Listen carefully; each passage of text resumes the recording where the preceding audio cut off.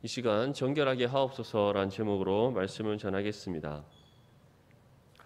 제가 대학생 시절 감명 깊게 본 한 영화가 있습니다.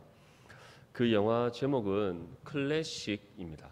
한 번씩 이름은 다 들어봤을 거라 생각하는데 지금 와서 그 영화를 보면 여러 가지로 많이 조금 유치한 장면들이 있지만 제가 20살 때, 21살 때 대학생 초기에 그 영화를 봤을 때 너무나도 감명 깊고 또 마음이 따뜻해지는 그런 영화였습니다. 그 영화에서는 70년대 때 한 배경을 중심으로 남녀 간의 사랑을 보여줍니다. 그리고 그때 이루어지지 못했던 한 남녀 간의 사랑이 자신들의 자녀들을 통해 이루어지는 그런 모습을 또 보여줍니다. 그 영화를 보면서 문득 들었던 생각은 진정한 남녀 간의 사랑이 참 순수하다는 것. 한 남자가 한 여자를 사랑하고 또 한 여인이 한 남자를 사랑하는 것. 그리고 그 사랑에 있어서 다른 어떠한 조건과 자격을 보지 아니하고 한 그 사람 자체만을 보고 사랑한다는 것. 그것이 얼마나 순수한 사랑인가에 대한 생각이 참 많이 들었던 영화였습니다. 그런데 그 영화와 달리 실질적인 우리의 삶에서는 어떻습니까? 남녀 간의 사랑에 있어서 아무런 불순물이 없는 아주 순수한 사랑이다라고 할 수 있습니까? 여러분들이 한 남자를 사랑하는 것, 또 한 여자를 사랑하는 데 있어서 자격과 조건을 따지지 않고 그 사람만을 순수하게 사랑하는 그러한 사랑, 물론 없다라고 할 수는 없지만 대부분 또 그렇지 않다라고도 할 수 있습니다. 왜냐하면 사람은 누구나 우리 눈에 보이는 대로 다른 사람을 평가하고 판단하는 그런 죄악된 본성을 가지고 있기 때문입니다. 우리는 영화는 영화일 뿐이다라는 말이 있습니다.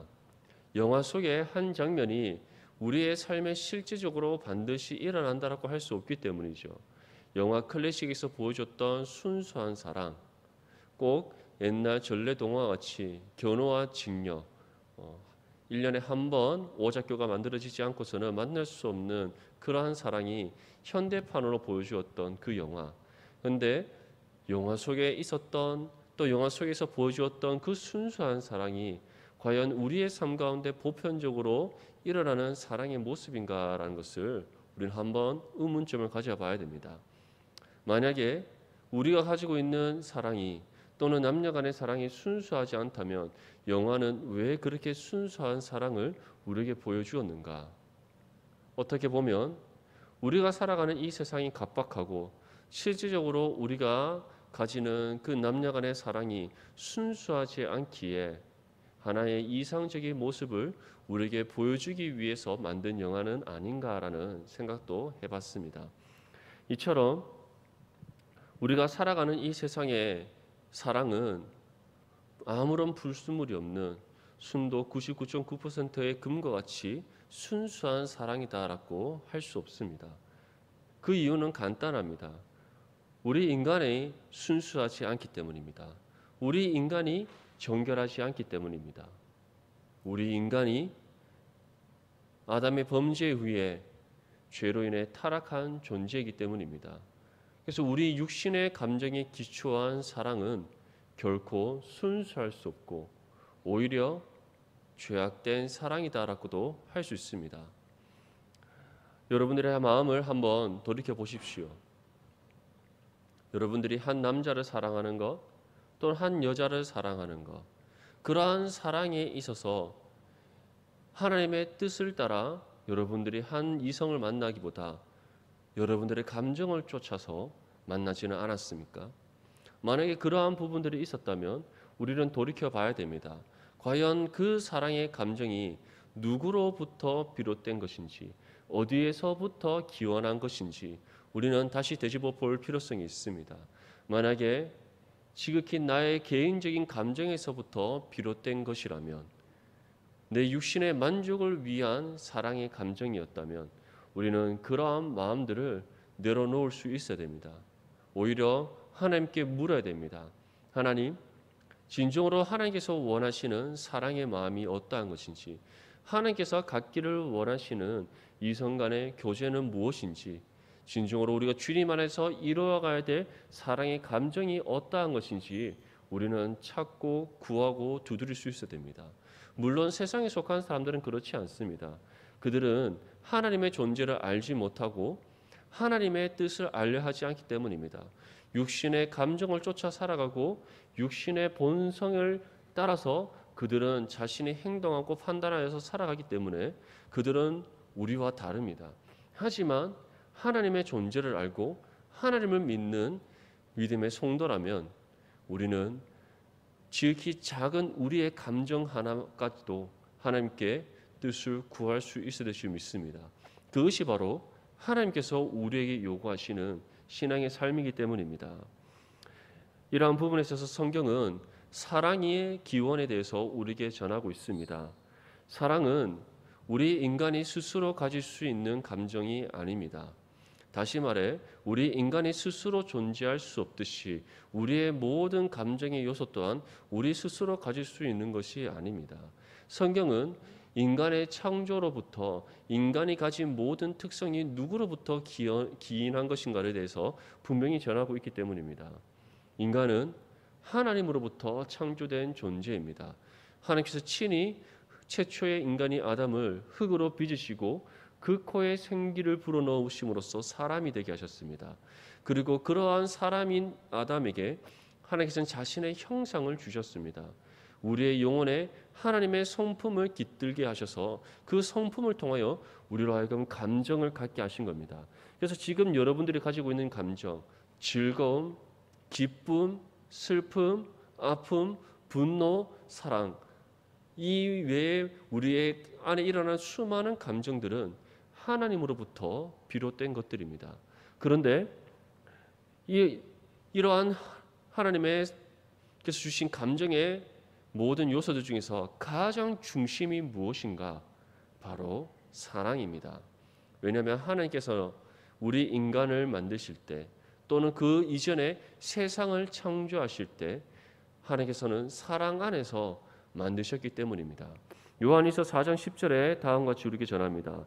사랑은 여기 있으니 우리가 하나님을 사랑한 것이 아니요 하나님이 우리를 사랑하사 우리의 죄를 속하기 위하여 화목제물로 그 아들을 보내셨습니다. 이것은 단순히 하나님께서 우리를 사랑하시는 사랑 안에서 예수님을 보내셨다라는 말씀이 아닙니다.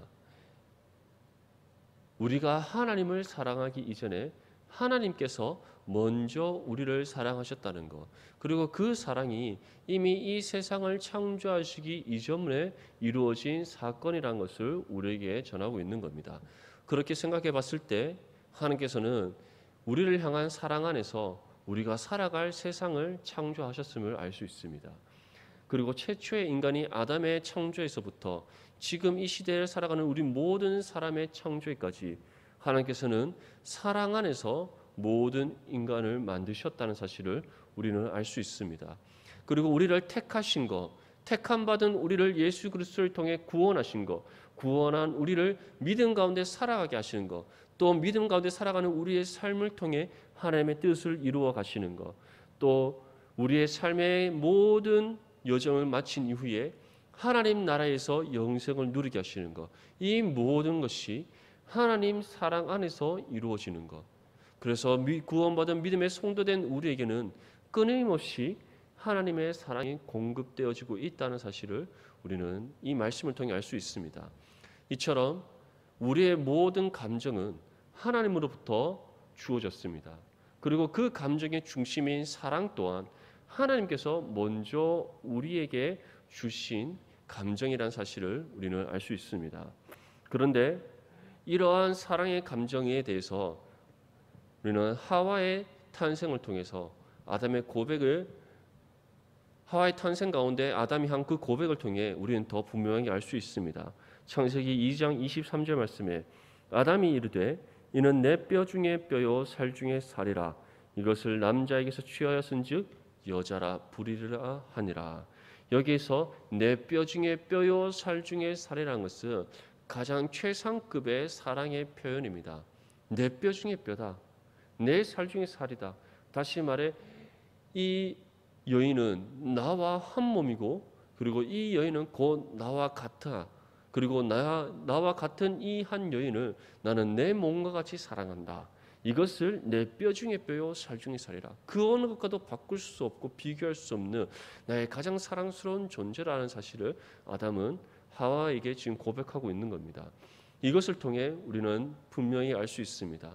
우리의 사랑의 감정은 우리를 먼저 사랑하신 하나님의 사랑으로부터 주어졌고 또 그 사랑이 세상의 창조와 우리 인간의 창조를 통해 증거되어졌다는 것, 그리고 우리에게 주어진 하나님의 사랑의 감정이 한 여인의 창조를 통하여서 그 창조된 여인을 바라보는 남자의 입술을 통하여서 우리에게 또 고백되어지고 있다는 것을 우리는 알 수 있습니다. 이처럼 사랑의 기원은 하나님이십니다. 하나님께서는 최초에 창조된 인간인 아담에게 완전한 사랑을 주셨습니다. 그리고 하나님의 형상을 통하여서 하나님과 동일한 하나님께서 공유해 주시는 그 사랑의 감정을 함께 갖게 하셨습니다. 그런데 지금의 이 시대를 살아가는 우리 인간은 또는 아담의 범죄 이후에 모든 인간은 이 사랑의 감정이 훼손되어졌습니다. 왜냐하면 아담이 하나님의 언약을 깨뜨리는 순간 죄가 우리 안에 들어와서 우리 안에 있는 하나님의 형상을 파괴시켰기 때문입니다. 그렇기 때문에 우리가 가지고 있는 감정, 최초의 하나님으로부터 주어진 감정은 순수하고 완전한 것이었지만 죄로 인해 파괴되어진 우리의 감정은 불완전한 것임을 성경이 또 우리에게 전하고 있는 겁니다. 그래서 그 결과가 아담의 아들인 가인과 아벨의 사건을 통해서 드러나는 겁니다. 형제가 서로 사랑해야 됨에도 불구하고 서로 시기하고 질투하고 그것이 결국 살인이라는 죄로까지 나아가게 된다는 것. 그뿐만 아니라 요셉의 사건을 통해서도 우리는 알 수 있습니다. 아버지의 사랑을 독차지하는 동생 요셉, 그를 죽이기 위하여 나머지 10명의 형들이 악한 꾀를 내는 모습들, 그 외에도 인류의 역사를 통해서 사람의 감정이 얼마나 왜곡되고 죄로 인해 훼손되어졌는지를 우리는 직접 눈으로 보고 귀로 듣고 몸으로 경험하며 살아가고 있습니다. 최근에 아프가니스탄에서 탈레반이 정부를 다시 그들이 장악하면서 여러 가지 많은 사건들이 일어나고 있습니다. 여성의 인권이 훼손되어지고 무차별한 폭력과 또 살인이 일어나고 있습니다. 탈레반의 입장에서는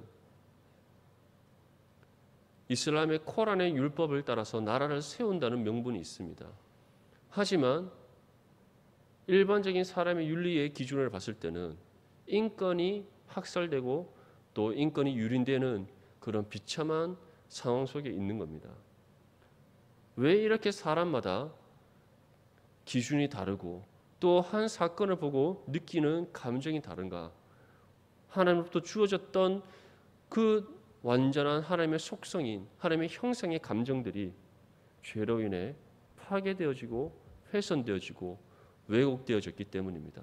그렇기 때문에 우리 인간의 육신에서 비롯되어지는 모든 감정은 죄로 인해 기원되어지는 것들이기 때문에 죄로 인해 훼손되어지고 파괴되어진 것들이기 때문에 결코 순수할 수 없다는 것, 선할 수 없다는 것.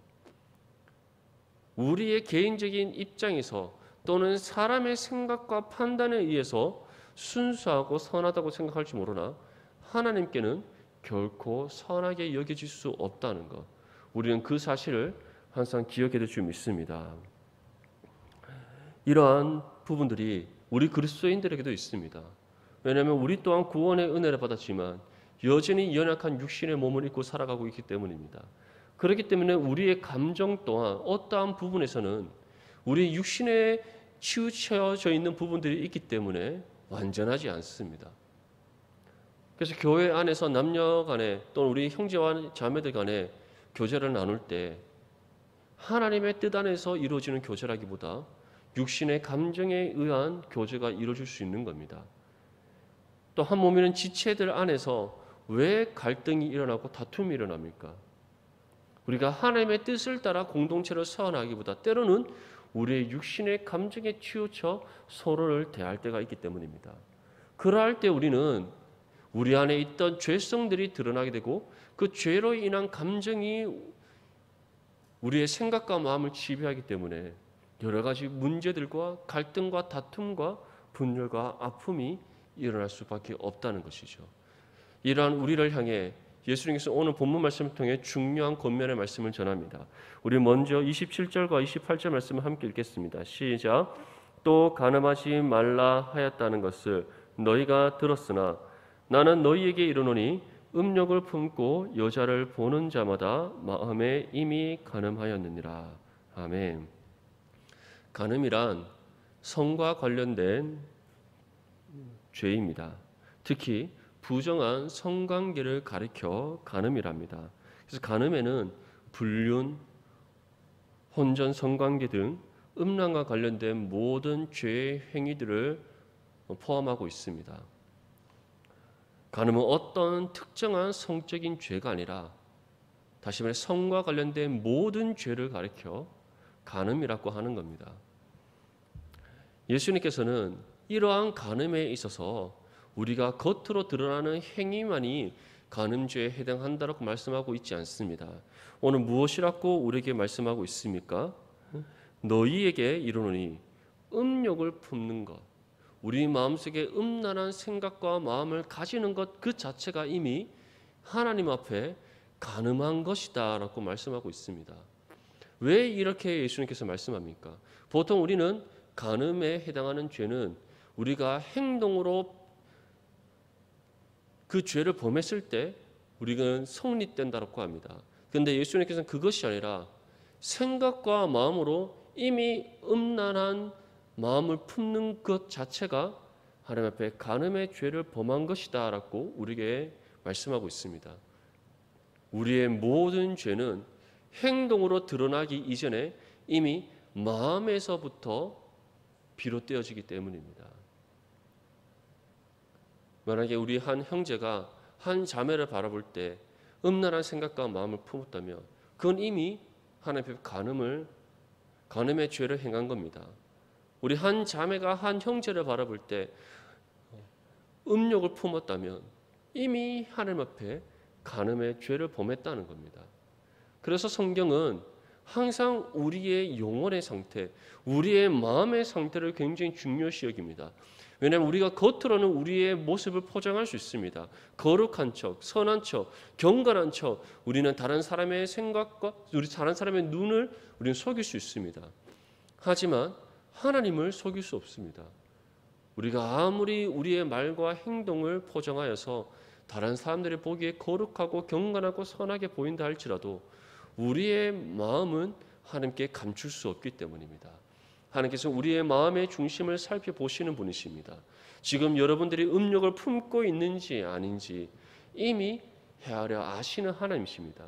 그러한 하나님께 우리의 마음을 감출 수 없기 때문에 예수님께서는 너희가 한 남자를 바라볼 때, 한 여자를 바라볼 때 음욕을 품었느냐?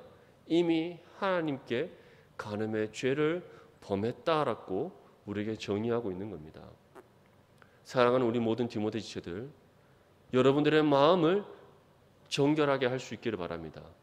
여러분들의 생각과 마음 속에 그 어떠한 죄의 요소가 있지 않도록 늘 깨어서 여러분들의 마음과 심령이 정결해질 수 있도록 하나님께 기도할 수 있기를 바랍니다.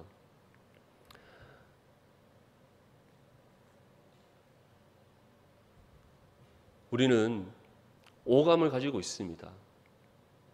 눈으로 사물을 볼 수 있고 귀로 소리를 들을 수 있습니다. 코로 냄새를 맡을 수 있고 입으로 맛을 볼 수 있습니다. 그리고 손을 비롯한 우리의 모든 몸의 감각으로 느낄 수가 있습니다. 이러한 오감이 우리의 삶에 많은 여러 가지 도움을 주지만 이것이 때로는 우리에게 죄의 요소를 불러일으키는 부분들이 될 수 있다는 것을 우리는 기억해야 됩니다. 우리는 눈에 보는 것을 기억하게 됩니다. 귀로 듣는 것을 기억하게 됩니다. 코로 냄새를 맡고 입으로 맛을 본 것을 기억하게 됩니다. 몸으로 느끼고 경험한 것을 우리는 기억하게 됩니다. 그래서 여러분들이 어렸을 때 본 것들을 머릿속에 잘 간직하게 되는 것, 어렸을 때 경험한 것들이 여러분들의 삶에 있어서 여러 가지 자산이 되는 것, 이것을 통해 우리는 경험이라는 것, 보고 듣고 냄새를 맡고 맛을 보고 몸으로 느끼는 것이 우리의 삶에 얼마나 큰 영향을 미치는지를 우리는 알 수 있습니다. 죄의 요소 또한 마찬가지입니다. 여러분들의 본 것을 통해서 죄악된 생각과 마음을 품을 수 있다는 것을 기억하십시오. 여러분들이 들은 것으로 죄악된 생각과 마음을 가질 수 있습니다. 여러분들이 냄새를 맡고 맛을 본 것으로도 죄악된 생각과 마음을 가질 수 있습니다. 몸으로 경험한 것을 통해서도 우리는 죄악된 마음들을 품을 수 있습니다. 그래서 우리에게는 우리가 가진 죄악된 특성 중에 7가지를 정리를 한다면 교만, 시기, 분노, 나태, 탐욕, 탐식, 정욕, 이렇게 우리가 정의를 할 수 있는 겁니다. 그 중에서도 예수님께서는 음욕을 품는 것, 이것이 우리의 보는 것으로부터, 우리의 시각적인 요소로부터 비롯되어진다는 것을 분명히 전하고 있습니다. 한 남자를 바라볼 때, 한 여자를 바라볼 때 우리의 눈에 보이는 그 남자와 여자의 모습을 통해 음욕을 품을 수 있다는 겁니다. 그래서 우리는 사람의 외모를 보려고 노력하기보다 그 사람의 내면을 보기 위해 노력해야 되는 겁니다. 외모를 보면 볼수록 우리는 그 사람의 보이는 좋은 것들만을 계속해서 우리가 기억을 하려고 하기 때문입니다. 잘생긴 외모, 아름다운 몸매, 그 남자와 여자의 외모의 모습에서 풍겨지는 그런 모든 우리의 감정의 요소를 불러일으키는 것들, 그것을 계속 생각하면 할수록 우리의 육신의 감정에 치우친 생각과 마음을 가질 수밖에 없는 겁니다. 하지만 우리는 그 사람의 영혼을 바라보려고 노력하고 그 사람의 내면을 바라보려고 노력하면 노력할수록 겉으로 보여지는 외모에 대한 시각이 벗겨지고 오히려 그 사람과 진실한 생각과 마음을 나누는 관계로 이어질 수 있습니다. 여기에서부터 우리는 음욕을 품는 마음이 아니라 진실된 마음으로 서로에게 다가갈 수 있는 그런 마음의 자세, 믿음의 자세를 갖출 수 있다는 것을 기억할 수 있기를 바랍니다. 우리 본문 29절과 30절 말씀 함께 읽겠습니다. 시작. 만일 내 오른 눈이 너로 실족하게 하거든 빼어내 버리라. 내 백체 중 하나가 없어지고 온몸이 지옥에 던져지지 않는 것이 유익하며 또한 만일 내 오른손이 너로 실족하게 하거든 찍어내 버리라. 내 백체 중 하나가 없어지고 온몸이 지옥에 던져지지 않는 것이 유익하니라. 예수님께서는 음욕에 대해서 아주 강력하게 우리에게 경고합니다. 너의 오른 눈이 실족하게 하거든 빼어내버리고 너의 오른손이 실족하거든 잘라내버려라. 이 말씀은 실제로 눈을 뽑고 손을 잘라내라는 뜻이 아닙니다. 이처럼 우리가 눈으로 보는 것을 통해 음욕을 품을 수 있고 우리의 몸으로 경험되어지는 것을 통해 우리가 죄악된 생각과 마음을 가질 수가 있다는 겁니다. 그래서 만일 너희가 오른 눈을 뽑음으로써 더 이상 음욕을 품지 않을 수 있다면 그것이 너에게 유익이 된다. 너희의 오른손을 잘라내버림으로써 더 이상 죄악된 행실을 행하지 않을 수 있다면 그것이 너에게 유익이 된다라고 말씀하고 있는 겁니다. 그만큼 우리가 음욕을 품고 간음을 행하는 죄를 행하는 것보다 오히려 우리에게 음욕을 불러일으키고 또 죄악된 행실을 행하게 만드는 그러한 요소들을 제거하는 것이 더 중요함을 우리에게 말씀하는 겁니다. 실질적으로 우리는 눈에 보이는 것, 손으로 만져지는 것을 통해서 많은 것들을 우리는 경험하게 됩니다. 우리의 눈은 오늘 하루만 해도 아주 많은 것을 보고 본 것을 우리의 머릿속에 기억의 천국에 담습니다. 여러분들의 모습 하나하나를 오늘 시간 바라보면서 저의 머릿속에 기억이 되어지고 있습니다. 오늘 하루에 있었던 모든 사건들을 제 눈으로 본 것으로 머릿속에 기억에 담게 됩니다. 이처럼 우리의 눈은 기억함에 있어서 매우 중요한 요소가 됩니다. 우리의 손의 역할도 마찬가지입니다. 오늘 또 여러분들 오른손으로 얼마나 많은 일을 했습니까? 오늘 우리 찬양팀은 마이크를 잡고 악기를 연주하고 또 우리 방송실에서는 믹서를 만지고 또 컴퓨터를 또 작동하고 우리가 손으로 여러 가지 많은 일들을 감당합니다. 그런데 이것이 꼭 좋은 일, 하나님 앞에 선한 일로만 감당되어지는 것이 아니라 우리 육신의 죄악된 것으로도 우리가 활용되어질 수가 있다는 것이죠.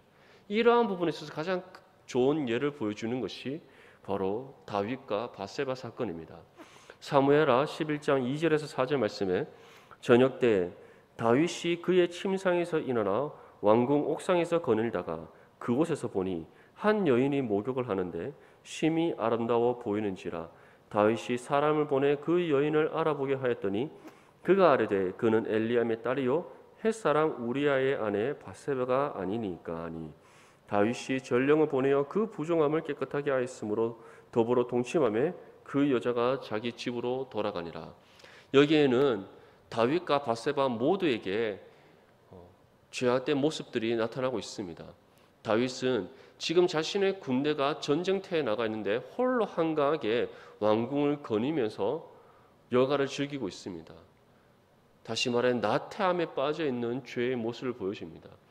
그러한 나태함 가운데 사단은 어김없이 다윗에게 한 유혹의 죄의 요소를 보내는 겁니다. 바로 한 여인이 목욕을 하는 모습, 그것을 보게 한 것이죠. 이처럼 눈으로 한 여인이 목욕하는 모습, 심히 아름다운 그 모습을 보자 다윗의 나태함에 빠져 있는 다윗의 마음속에 불일 듯 음욕이 차오르게 되었던 겁니다. 그리고 그 음욕이 행동으로 이어지면서 하나님 앞에 매우 큰 간음의 죄를 짓게 되었던 것이죠. 이처럼 우리는 눈으로 보는 것에서, 손으로 만져지는 것에서, 몸으로 경험되어지는 것에서 우리는 죄악된 마음과 생각을 가질 수 있다는 것. 그렇기 때문에 우리는 보는 것, 듣는 것, 냄새를 맡고 맛을 보고 몸으로 경험되어지는 우리 오감을 활용함에 있어서 항상 신중할 수 있어야 됨을 기억할 수 있기를 바랍니다. 우리 또한 다윗과 같이 음욕을 품고 죄악된 행동으로 인하여서 하나님 앞에 큰 실수를 할 수 있다는 것. 우리 또한 다윗과 같이 나태함에 빠져서 사단의 죄악의 유혹에 빠져 하나님 앞에 죄를 범하는 인생으로 치우칠 수 있다는 것. 우리가 항상 그것을 잊지 않고 기억해야 될 줄 믿습니다. 그렇다면 우리는 어떻게 간음을 물리칠 수 있겠습니까? 우리가 간음을 물리칠 수 있는 방법은 무엇입니까? 오늘 본문 31절과 32절 말씀에 다음과 같이 우리에게 전합니다. 또 일러스되 누구든지 아내를 버리려거든 이혼 증서를 줄 것이라 하였으나 나는 너희에게 이르노니 누구든지 음행한 이유 없이 아내를 버리면 이는 그로 간음하게 하며 또 누구든지 버림받은 여자에게 장가드는 자도 간음함이니라. 이 말씀은 간음은 누구나 행할 수 있는 죄라는 사실을 우리에게 보여줍니다. 그리고 간음은 결코 어떠한 경우에도 합리화할 수 없는 큰 죄악이라는 사실을 우리에게 전하고 있습니다. 예수님께서 무엇이라고 말씀합니까? 누구든지 음행한 이유 없이 아내를 버리는 것, 또는 버림받은 여자에게 장가드는 것. 다시 말해 어떠한 경우에도 부부의 관계를 떠나서 남녀 간의 관계를 떠나서 어떠한 상황과 관계 속에서도 우리가 음욕을 품고 한 남자와 여자의 관계 속에서 음란한 생각과 마음을 갖는 것 그 자체가 하나님 앞에 간음한 것이기에 그 어느 것으로도 우리는 합리화할 수 없다는 사실을 분명히 전하고 있습니다. 그렇다면 반대로 우리가 음욕을 품지 않기 위해 어떻게 해야 되겠습니까? 한 남자와 여자를 떠나서 우리 관계 안에서 우리가 음욕을 품지 않기 위해서 죄악된 생각과 마음을 갖지 않기 위해서 우리는 어떻게 해야 되겠습니까?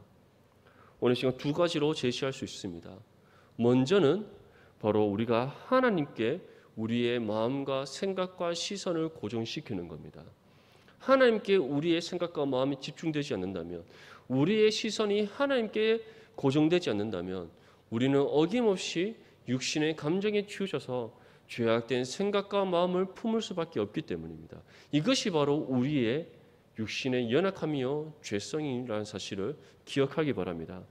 그렇다면 하나님께 우리의 생각과 마음을 고정하고 우리의 시선을 집중하기 위해서는 무엇이 필요합니까? 하나님의 말씀을 묵상함이 필요합니다.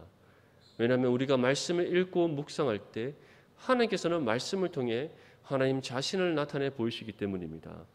우리를 향한 하나님의 뜻을 분별하여 깨닫게 하시기 때문입니다. 무엇보다 우리를 향한 하나님의 사랑을 말씀을 통해 보고 듣고 경험하게 하시는 은혜를 베풀어 주시기 때문입니다.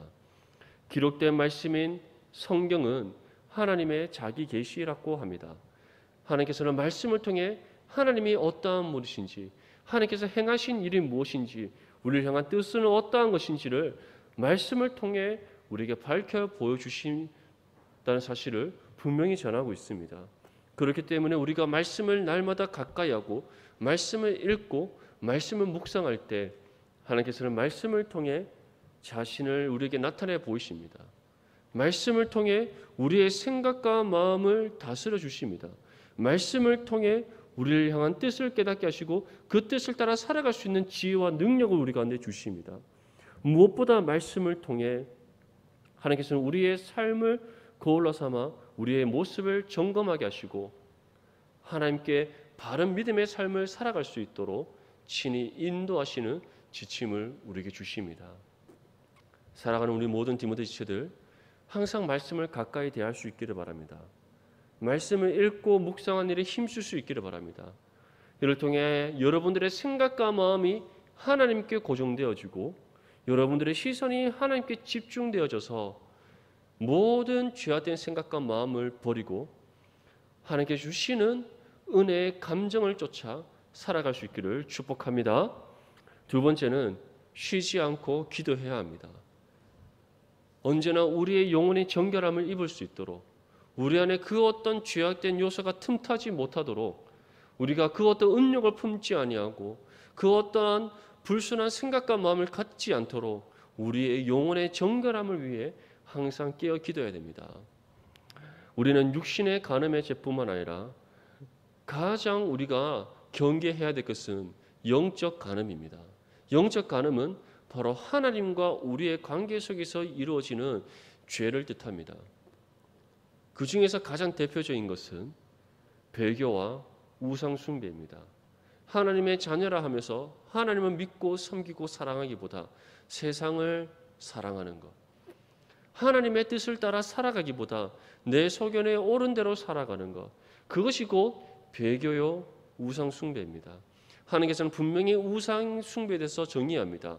하나님보다 더 사랑하는 그 모든 것이 우상이다.